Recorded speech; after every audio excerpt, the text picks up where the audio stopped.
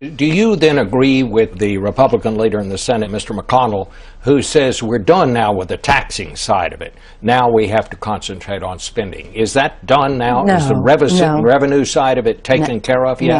No, it is not. I mean, the president had said originally he wanted $1.6 trillion in revenue. He took it down to 1.2 as a compromise. In this legislation, we get $620 billion, very significant high-end tax, changing the high-end tax rate to 39.6%. But that is not enough on the revenue side. We've already agreed to $1 trillion in spending cuts, over $1 trillion in spending cuts. So what are you talking about there? You're talking about more taxes?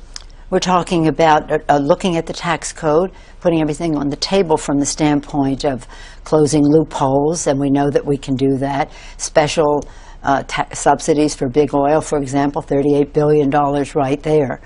But again, not to take things in isolation, just to say, okay, well, how much more revenue can we get as we go forward?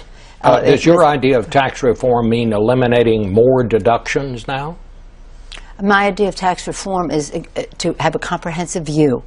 We've talked about tax simplification and fairness as something that we should be engaged in all along, long before these fights came along. And now we have a chance to do that with, I say, a heightened awareness by the public on why we need to do certain things. So let's put on the table what it is that we can in order to increase revenue. We've changed the rate. The high-end tax rate, 39.6, very important step.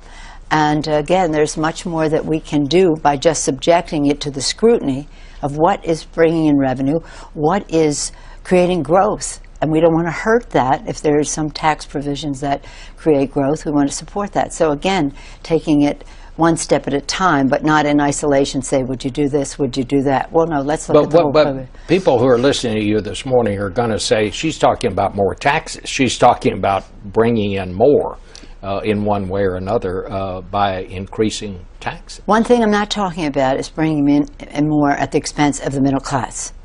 At the expense of the middle class. That is not something, and that was what we were fighting all along in this, because to the extent that you diminished the tax cut, the tax change at the high end, you would have to claw down into the middle class to get more revenue. Are you then saying to the upper classes, get ready, you're going to have to pay some more?